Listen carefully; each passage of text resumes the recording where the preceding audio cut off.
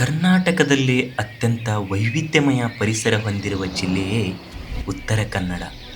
ಸುಮಾರು 8,000 ಚದರ ಕಿಲೋಮೀಟರ್ಗಳಷ್ಟು ದಟ್ಟವಾದ ಅರಣ್ಯ ಒಂದೆಡೆಯಾದರೆ, 140 ಕಿಲೋಮೀಟರ್ ಉದ್ದಕ್ಕೂ ಅರಬ್ಬಿ ಸಮುದ್ರದಲ್ಲಿ ಚಾಚಿಕೊಂಡಿರುವ ಕಡಲ ತೀರಗಳು ಮತ್ತೊಂದೆಡೆ.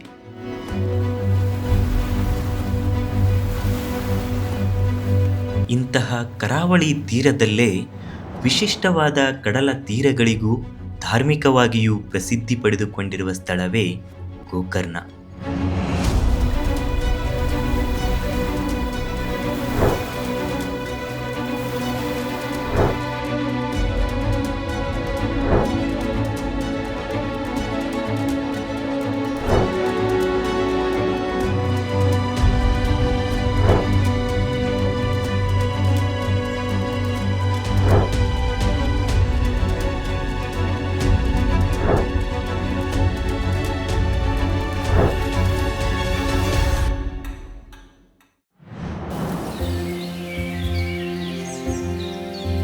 ಗೋಕರ್ಣದ ಜನಸಂದಣಿಯಿಂದ ದೂರ ಕಾಡಿನಲ್ಲಿ ಮರೆಮಾಚಿಕೊಂಡಿರುವ ಒಂದು ನಿಶ್ಶಬ್ದ ಲೋಕವಿದೆ. ಅದುವೇ ಗೋಗರ್ಭ ಶಿವ ಕೇವ್ಸ್.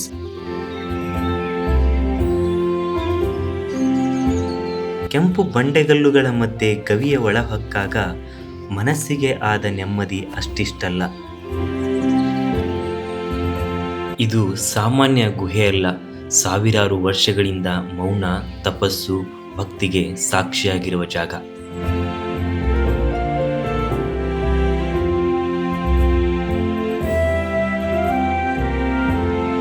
ಆಧ್ಯಾತ್ಮಿಕ ನೆಮ್ಮದಿಯ ಈ ಜಾಗ ಕೇವಲ ಭಾರತೀಯರನ್ನು ಅಷ್ಟೇ ಅಲ್ಲ, ವಿದೇಶಿಗರನ್ನು ಕೂಡ ಆಕರ್ಷಿಸುತ್ತದೆ.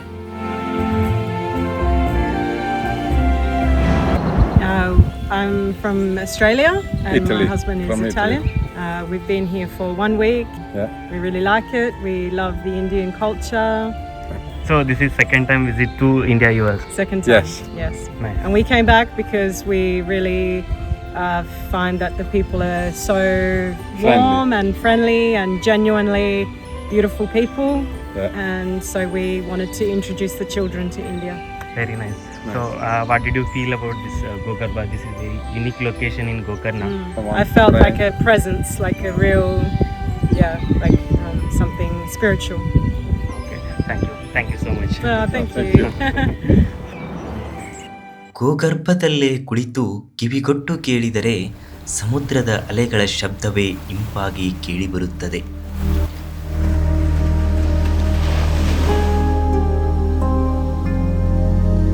ಅಲೆಗಳ ಶಬ್ದವನ್ನು ಅರಸಿ ಹೊರಟಾಗ ಗೋಗರ್ಭದಿಂದ ಸ್ವಲ್ಪವೇ ದೂರದಲ್ಲಿ ಸಿಗುವುದೇ ಕುಡ್ಲೆ ಬೀಚ್.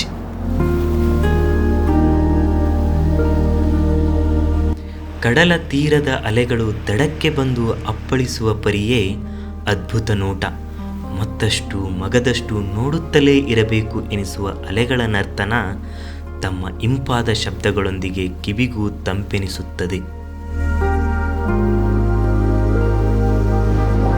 ಗೋಕರ್ಣದ ಸಮುದ್ರ ತೀರಗಳಲ್ಲೇ ಒಂದು ವಿಶಿಷ್ಟವಾದ ನೈಸರ್ಗಿಕವಾಗಿ ರೂಪುಗೊಂಡ ಪವಿತ್ರ ಸಂಕೇತವಾದ ಓಂ ಅಕ್ಷರದ ಕಡಲ ತೀರವೊಂದಿದೆ. ಅದುವೇ ಓಂ ಬೀಚ್.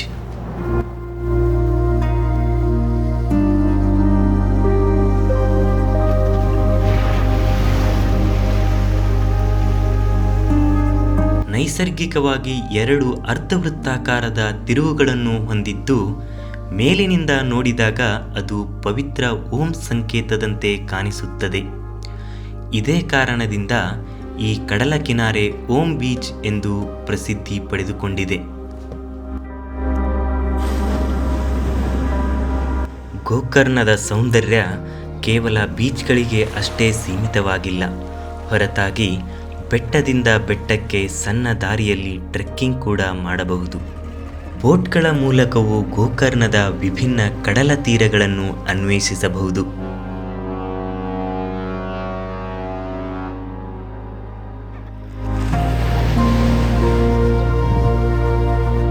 ಗೋಕರ್ಣದ ವಿಶಿಷ್ಟ ಕಡಲ ಕಿನಾರೆಗಳನ್ನು ಮನಪೂರ್ವಕವಾಗಿ ಆಹ್ಲಾದಿಸಲು ಸುಂದರ ರೆಸಾರ್ಟ್ಗಳು ಕಡಲ ತೀರದಲ್ಲಿಯೇ ನೆಲೆ ನಿಂತಿವೆ.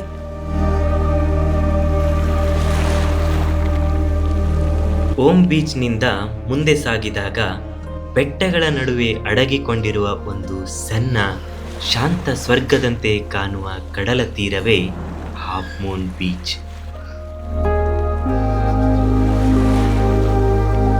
ಈ ಸುಂದರ ಕಡಲ ತೀರಗಳನ್ನು ನೋಡುತ್ತಾ ಅದರಲ್ಲೇ ಈಜಾಡುತ್ತಾ ಆಟವಾಡುವ ಅನುಭವವೇ ಒಂದು ವಿಶಿಷ್ಟ ಸಾಹಸ.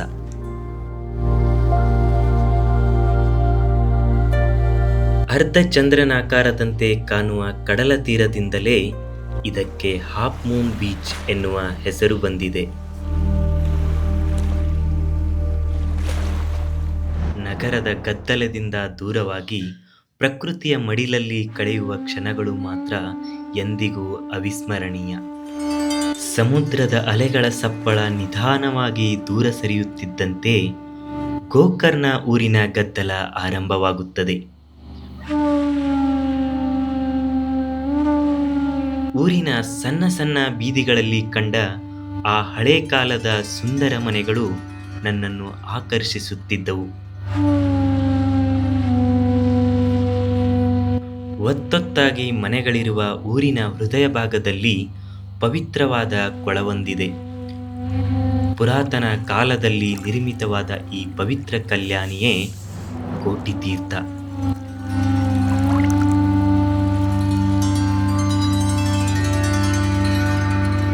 ಪುರಾಣದ ಪ್ರಕಾರ ಶಿವನು ಇಲ್ಲಿ ತಪಸ್ಸು ಮಾಡಿ ಎಲ್ಲ ಪವಿತ್ರ ನದಿ ತೀರ್ಥಗಳ ಜಲಶಕ್ತಿ ಇದೊಂದೇ ಸ್ಥಳದಲ್ಲಿ ಸೇರ್ಪಡೆಯಾಯಿತು ಎಂದೇ ನಂಬಲಾಗಿದೆ. ಹಾಗಾಗಿ ಕೋಟಿ ತೀರ್ಥ ಎನ್ನುವ ಹೆಸರು ಬಂದಿತೆಂದು ಹೇಳಲಾಗುತ್ತದೆ.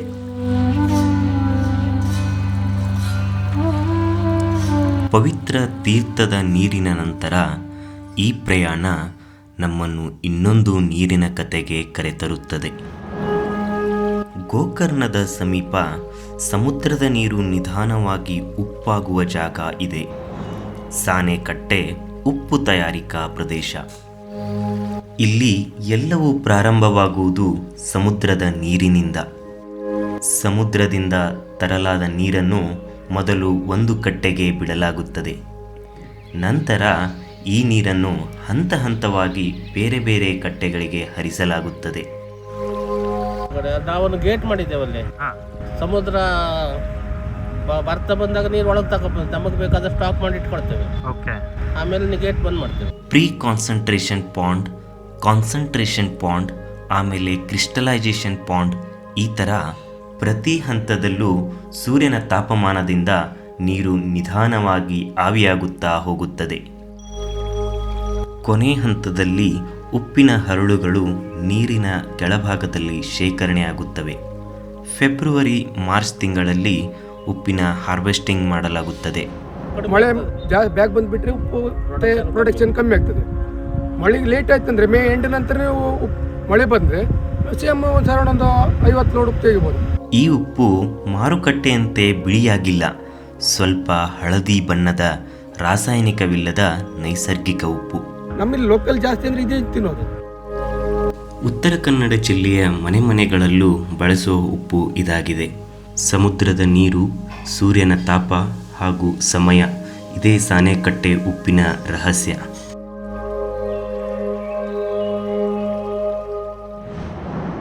ಸಾನೆಕಟ್ಟೆ ಉಪ್ಪಿನ ರಹಸ್ಯ ತಿಳಿದ ನಂತರ ನನ್ನ ಪ್ರಯಾಣ ಕರೆತರುವುದು ಅದರಷ್ಟೇ ನೆಮ್ಮದಿ ಹಾಗೂ ಮೌನವಾಗಿರುವ ಇನ್ನೊಂದು ಸ್ಥಳ.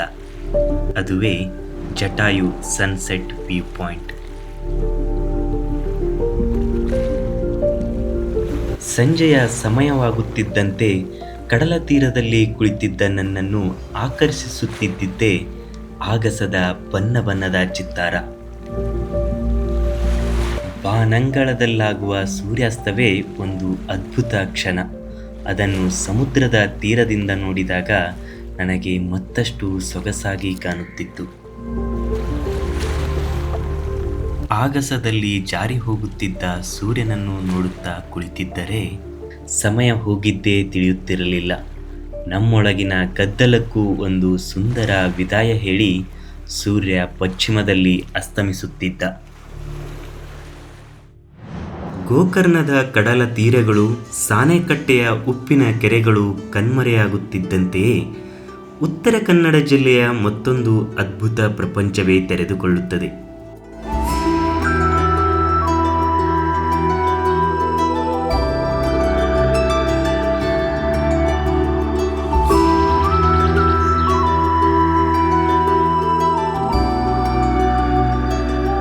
ದಟ್ಟ ಕಾಡುಗಳ ನಡುವೆ ಭಾರತದ 2ನೇ ಅತ್ಯಂತ ಸ್ವಚ್ಛ ಹಳ್ಳಿ ಎಂದೇ ಹೆಸರು ಪಡೆದುಕೊಂಡಿರುವ ಈ ಸುಂದರ ಸ್ಥಳವೇ ಯಾನ.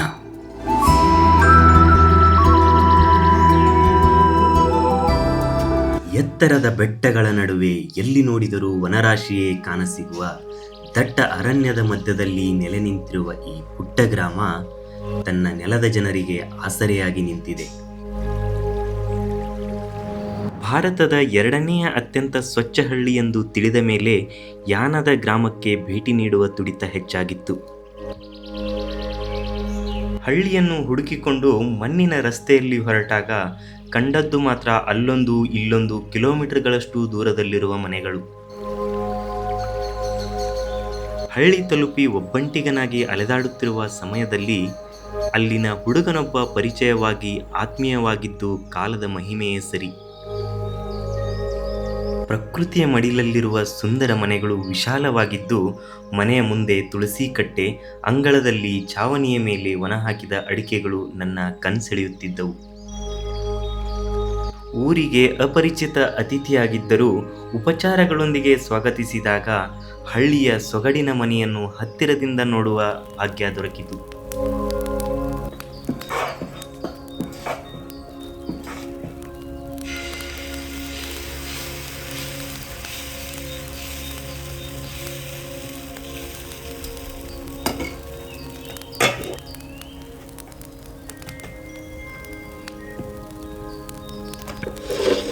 ಅಲ್ಲ ಇಲ್ಲಿ ನೆಲ ಕುಂತು ತಿಂದ್ರೆ ನೀವು ನನಗೆ ಅದೇ ನೆಮ್ಮದಿ ಅನಿಸ್ತಾ ಇದೆ ಆ್ಯಕ್ಚುಲಿ.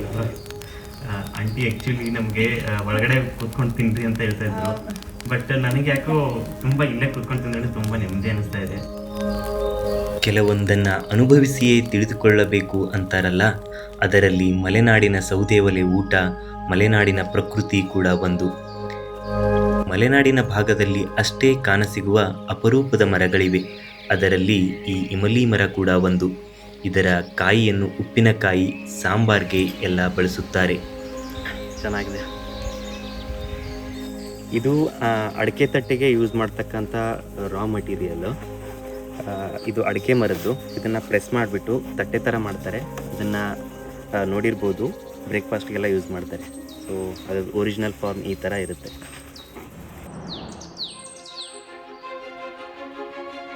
ಯಾನ ಸ್ವಚ್ಛ ಹಳ್ಳಿ ಎನ್ನುವ ಕಿರೀಟವನ್ನು ಹೊತ್ತಿದ್ದರೆ, ಇಲ್ಲಿನ ಮತ್ತೊಂದು ಕಪ್ಪು ಶಿಲೆಗಳ ರಚನೆ ಯಾನವನ್ನು ಪ್ರಪಂಚಕ್ಕೆ ಪರಿಚಯ ಮಾಡಿಸಿಕೊಟ್ಟಿದೆ. ಅದೇ ಯಾನ ರಾಕ್ ಕೇವ್ಸ್.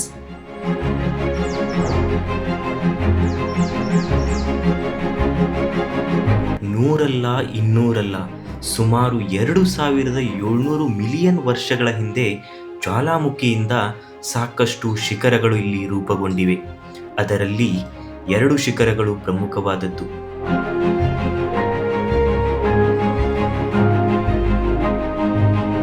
ಭೈರವೇಶ್ವರ ಶಿಖರ 120 ಮೀಟರ್ ಹಾಗೂ ಎರಡನೆಯದು ಮೋಹಿನಿ ಶಿಖರ 90 ಮೀಟರ್ನಷ್ಟು ಎತ್ತರವಾದದ್ದು.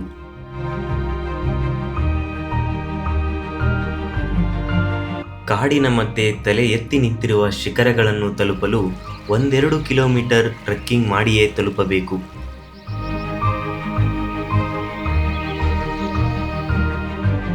ಭೈರವೇಶ್ವರ ಶಿಖರದ ಒಳಹೊಕ್ಕಾಗ ಅಲ್ಲಿನ ಪ್ರತಿಯೊಂದು ಶಿಲಾರಚನೆಗಳು ಅದ್ಭುತ ಲೋಕವನ್ನೇ ಸೃಷ್ಟಿಸಿದಂತಿದೆ. ತಲೆ ಎತ್ತಿ ನೋಡಿದರೆ ಗಗನದೆತ್ತರಕ್ಕೂ ಬೆಳೆದಿರುವ ಈ ಶಿಖರಗಳು ಆಗಸಕ್ಕೆ ಚುಂಬಿಸುವಂತಿವೆ.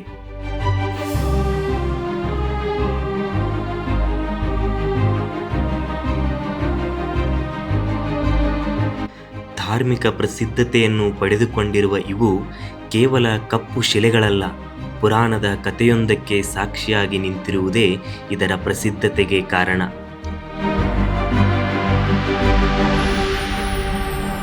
ರಾಕ್ಷಸನಾದ ಭಸ್ಮಾಸುರನು ತಾನು ಯಾರ ತಲೆಯ ಮೇಲೆ ಕೈಯಿಟ್ಟರೂ ಭಸ್ಮವಾಗಬೇಕು ಎನ್ನುವ ವರವನ್ನು ಘೋರ ತಪಸ್ಸು ಮಾಡಿ ಶಿವನಿಂದ ಪಡೆದುಕೊಳ್ಳುತ್ತಾನೆ.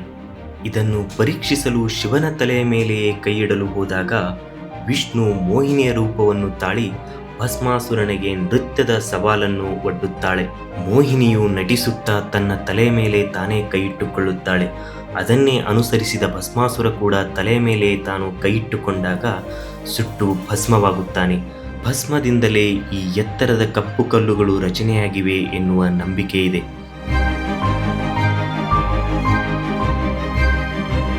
ಆ ನಂಬಿಕೆಗೆ ಪುರಾವೆಯಂತೆ ಇವತ್ತಿಗೆ ಯಾನಾನಲ್ಲಿ ನಾವೆಲ್ಲೇ ನೋಡಿದರೂ ಕೆಂಪು ಮಣ್ಣು ಕಾಣಿಸುತ್ತದೆ. ಆದರೆ ಈ ಶಿಖರಗಳ ಸುತ್ತಲೂ ಮಾತ್ರ ಕಪ್ಪು ಮಣ್ಣಿದೆ. ಇದುವೇ ಯಾನ ಕ್ಷೇತ್ರದ ಮತ್ತೊಂದು ಚಮತ್ಕಾರಿ ಅಂಶವಲ್ಲದೆ ಬೇರೇನಿಲ್ಲ.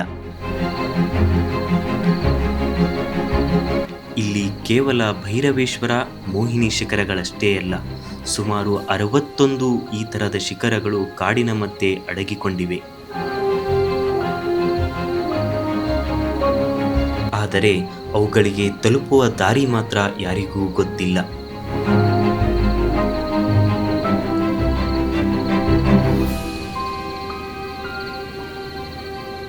ಯಾನಾದ ಶಿಖರಗಳು ಪ್ರವಾಸಿಗರಿಗೆ ಅಷ್ಟೇ ಅಚ್ಚುಮೆಚ್ಚಾಗಿಲ್ಲ, ಬದಲಾಗಿ ತಮ್ಮ ಸಂಸಾರವನ್ನೇ ಈ ಶಿಖರದ ತುತ್ತ ತುದಿಯಲ್ಲಿ ಕಟ್ಟಿಕೊಂಡಿರುವ ಜೇನುಗಳಿಗೂ ಸಹ ನೆಚ್ಚಿನದ್ದಾಗಿದೆ.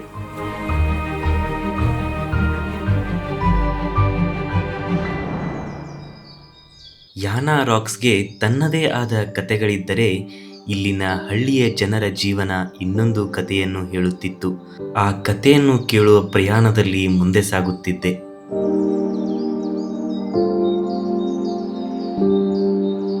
ಇದೇ ಯಾನ ವಿಲೇಜು. ಇದು ಇಂಡಿಯಾದಲ್ಲಿ second most cleanest village actually. ಇಲ್ಲಿ ಎಲ್ಲೂ ನಮಗೆ ಒಂದೂ ಪ್ಲಾಸ್ಟಿಕ್ ಎಲ್ಲೂ ಕಾಣಿಸಲ್ಲ, ಅಷ್ಟು ಕ್ಲೀನಾಗಿದೆ. ಡಿಪಾರ್ಟ್ಮೆಂಟ್ ಅವರಾಗಲಿ ಗೌರ್ಮೆಂಟ್ ಅವರಾಗಲಿ ಅಷ್ಟು ನೀಟಾಗಿ ಮೇಂಟೈನ್ ಮಾಡಿದ್ದಾರೆ. ಯೂಶ್ವಲಿ ಊರಂದರೆ ಹೆಂಗಿರುತ್ತೆ, ಒಂದು 2-3 ಅಂಗಡಿಗಳಿರ್ತವೆ, ಒಂದು ಯಾವುದೋ ಹೋಟ್ಲ್ ಇರುತ್ತೆ, ಯಾವುದೇ ಚಿಕ್ಕ ಹಳ್ಳಿ ಆದರೂ ಆ ಥರ ಇರುತ್ತೆ. ಬಟ್ ಯಾನ ಆ ಥರ ಇಲ್ಲ. ಒಂದು 400 ಜನ ಇರೋ ಇದೊಂದು ಚಿಕ್ಕ ಹಳ್ಳಿ, ಬಟ್ ಅವರೆಲ್ಲನೂ ಬೇರೆ ಬೇರೆ ಕಡೆ ಎಲ್ಲ ಈ ಬೆಟ್ಟದಲ್ಲಿ ಮನೆ ಮಾಡ್ಕೊಂಡಿದ್ದಾರೆ. ಊರು ಅಂತ ಒಂದು ಪಿನ್ ಪಾಯಿಂಟ್ ಲೊಕೇಶನ್ ಯಾವುದೂ ಇಲ್ಲ. ಸೊ ಹಾಗಾಗಿ ಇದೊಂದು ವಿಲೇಜ್ ತುಂಬಾ ಡಿಫ್ರೆಂಟ್ ಆಗಿದೆ. ಇಲ್ಲಿ ಹರಿಯುವ ಸಣ್ಣ ತೊರೆಯೇ ಗ್ರಾಮದ ಜನರ ಮುಖ್ಯ ನೀರಿನ ಮೂಲ. ಸ್ಫಟಿಕದಷ್ಟೇ ಶುಭ್ರವಾದ ಈ ಝರಿಯು ಕುಡಿಯಲಿಕ್ಕೂ ಕೃಷಿ ಭೂಮಿಗೂ ಆಧಾರ.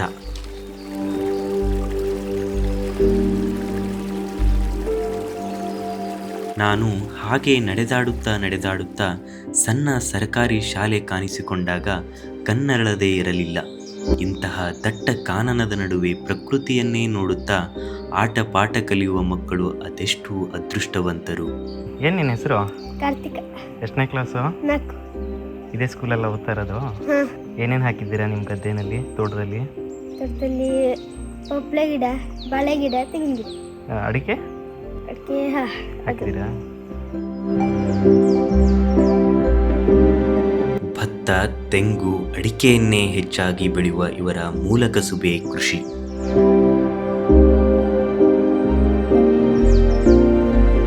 ಮೊದಲಿಗಾಗಿ ಅಡಿಕೆ ಇದೆ, ಹಾಂ. ಅದಾದಂತ ತೆಂಗು ಬೆಳಿತೇವೆ. ಓಕೆ, ಈ ಅಡಿಕೆ ಮರಕ್ಕೆ ತಂಪು ಕೊಡೋ ಸಲುವಾಗಿ ಬಾಳೆ ಗಿಡ ನೆಟ್ಟಿರ್ತೇವೆ. Thank you so much. Welcome. ಧನ್ಯವಾದ. ನಿಮ್ಮ ಹೆಸರು? ಮುರಾರಿ ಅಂತ. ಮುರಾರಿಯಾ.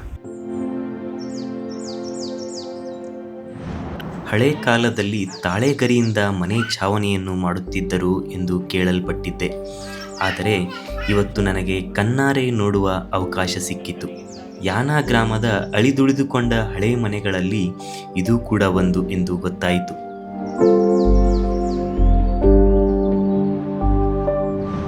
ಕಾಡಿನಿಂದ ಸುತ್ತುವರಿದ ಅಡಿಕೆ ಮರಗಳ ಮಧ್ಯದಲ್ಲಿ ಭತ್ತದ ಗದ್ದೆ, ಅದರ ಪಕ್ಕ ಇನ್ನೊಂದು ಶಿವನ ದೇವಸ್ಥಾನ. ಪ್ರವಾಸಿಗರಿಗೆ ಪರಿಚಯವಿರುವ ಯಾನ ರಾಕ್ಸ್ನ ಕೆಳಭಾಗಕ್ಕಿರುವ ಭೈರವೇಶ್ವರ ದೇವಸ್ಥಾನ ಒಂದೆಡೆಯಾದರೆ, ಊರಿನ ಆರಾಧ್ಯ ದೈವ ಶಿವನ ದೇವಸ್ಥಾನ ಚಿಕ್ಕದಾಗಿ ಪ್ರಕೃತಿಯ ಮಡಿಲಲ್ಲಿದೆ. ದೇವಸ್ಥಾನಕ್ಕೆಂದೇ ಮೀಸಲಿಟ್ಟಿರುವ ಮಲೆನಾಡಿನಲ್ಲಿ ಮಾತ್ರ ಕಾಣಸಿಗುವ ಈ ಸೇದೋ ಬಾವಿ ಕಣ್ಣಿಗೆ ಅಚ್ಚರಿಯನ್ನುಂಟು ಮಾಡುತ್ತದೆ. ಭಾರತದಲ್ಲೇ ಒನ್ ಆಫ್ ದಿ ವೆಟ್ಟೆಸ್ಟ್ ಪ್ಲೇಸ್ ಎಂದು ಹೆಸರು ಪಡೆದುಕೊಂಡಿರುವ ಯಾನ ಮಳೆಗಾಲದಲ್ಲಿ ಇದಕ್ಕಿಂತಲೂ 10ರಷ್ಟು ಸುಂದರವಾಗಿರುತ್ತದೆ. ಮಳೆಗಾಲದ ಯಾನ ನೋಡಲು ನನ್ನ ಮನಸ್ಸು ಆಗಲೇ ಹಂಬಲಿಸುತ್ತಿದೆ. ಅದಕ್ಕೆ ಅಂತ ಕಾಯುತ್ತಿರುತ್ತೇನೆ.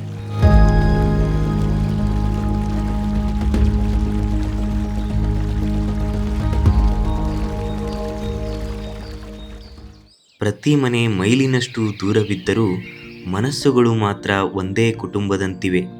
ಒಬ್ಬರ ಕಷ್ಟಗಳಿಗೆ ಇನ್ನೊಬ್ಬರು ನೆರವಾಗಿ ಒಗ್ಗಟ್ಟಿನಿಂದ ಇರುವುದಷ್ಟೇ ಅಲ್ಲದೆ ಅರಣ್ಯಾಧಿಕಾರಿಗಳ ಜೊತೆಗೂ ಸೌಹಾರ್ದತೆಯಿಂದ ಜೀವನ ಸಾಗಿಸುತ್ತಿದ್ದಾರೆ.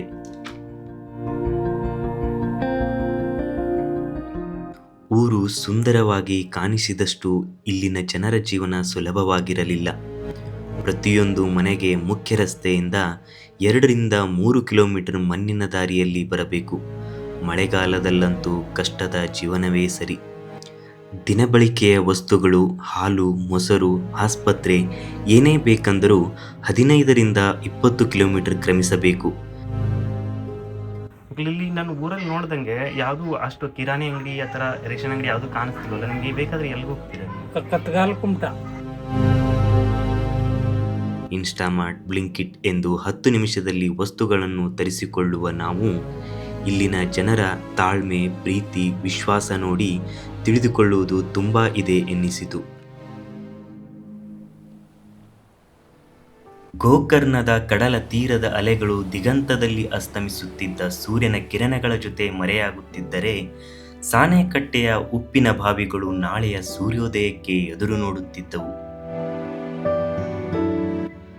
ದಟ್ಟ ಕಾನನದ ನಡುವೆ ಭುಗಿಲೆತ್ತರಕ್ಕೂ ಬೆಳೆದು ನಿಂತಿದ್ದ ಯಾನದ ಕಪ್ಪು ಶಿಲೆಗಳು ತನ್ನದೇ ಮಹತ್ವಕ್ಕೆ ಪ್ರಸಿದ್ಧಿ ಪಡೆದುಕೊಂಡಿದ್ದರೆ, ತಲೆಮಾರುಗಳಿಂದಲೂ ಮೂಲಭೂತ ಸೌಕರ್ಯಗಳ ಕೊರತೆ ಇದ್ದರೂ ಕೂಡ ಯಾನ ಗ್ರಾಮದ ಜನರ ಸುಂದರ ನೆಮ್ಮದಿಯ ಬದುಕು ಹೊಸ ಪಾಠವನ್ನೇ ತೆರೆದಿಟ್ಟಂತಿತ್ತು.